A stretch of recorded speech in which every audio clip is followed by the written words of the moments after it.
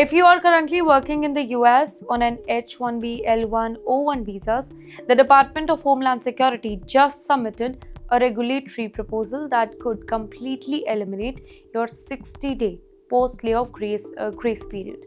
Losing your job and having only a very short window to find another sponsor that could change everything for workers with mortgages, children in school, years invested in green card backlog.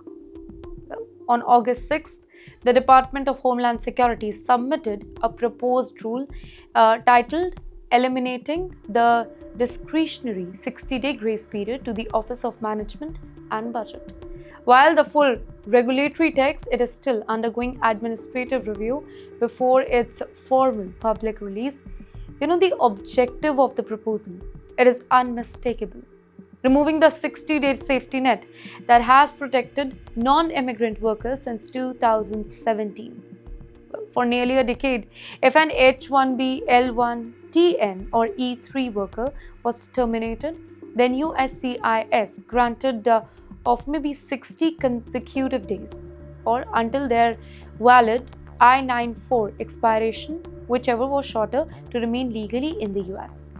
Well, this window allowed highly skilled professionals to negotiate severance, interviews across market competitors, file the H-1B transfer petition, or change their visa status without accumulating unlawful presence. Well, if this proposed rule, it goes through the OMB review and clears the public comment phase intact, that 60-day cushion, well, it will disappear entirely.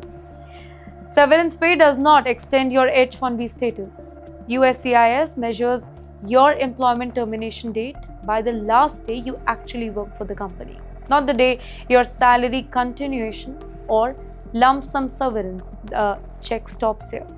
Without the 60-day grace period, securing a new job offer, getting a labor condition application approved by the Department of Labor, and having a new employer file the form I-129, that becomes an extremely tight timeline.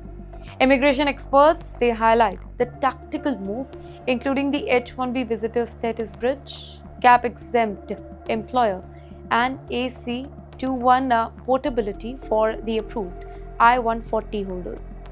It's a vital part to understand that as of today, August 19, 2026, the 60-day grace period remains legally active.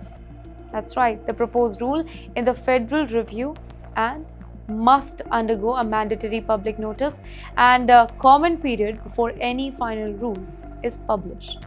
And yes, while immigration rules tighten, corporate America is facing another pressure point: the rising cost of hardware itself.